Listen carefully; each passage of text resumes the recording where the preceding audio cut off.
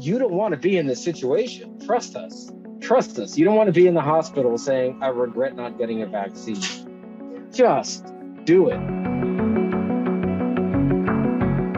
This vaccination site in Miami recently extended its hours of operation, and 5 new pop-up vaccination sites were set up here over the weekend. This, as the head of the largest hospital here in Miami, says that the Delta variant now makes up nearly half of all cases in the county, 49%. That number 2 months ago, 2%. If you can hear me, make some noise!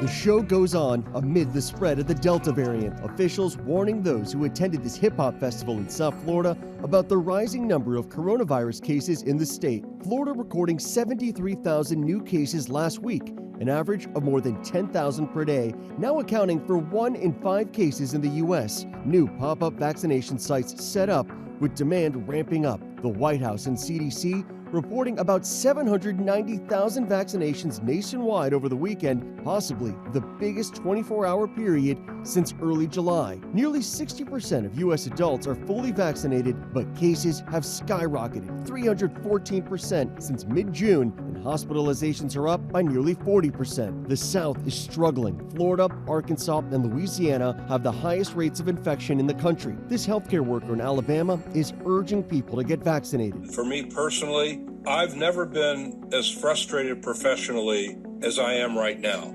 Nationwide, more than 25,000 patients are being treated for COVID in the hospital. Most are not vaccinated. Deaths in multiple states now being blamed on extreme weather. In central Utah, police say high winds kicked up a sandstorm on Interstate 15, causing this 20-car pileup. At least 7 people were killed. Several others were hospitalized overnight. In Arizona, authorities are searching for 2 children, both swept away by floodwaters in separate incidents. Authorities in Cottonwood identified the missing 16-year-old as Faith Moore.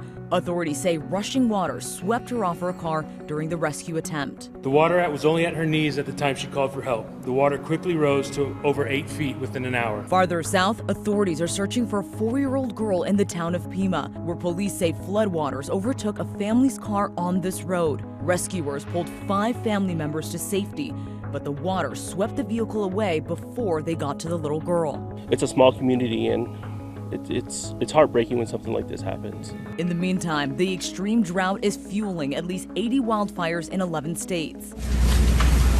In Northern California this weekend, the state's largest fire, the Dixie fire, exploded in size after merging with a smaller blaze. It's now raging in 2 counties, burning at least a dozen homes, but threatening as many as 10,000. And this fire in Montana is so destructive, Utah and California are sending resources, despite the major fires burning in their own states.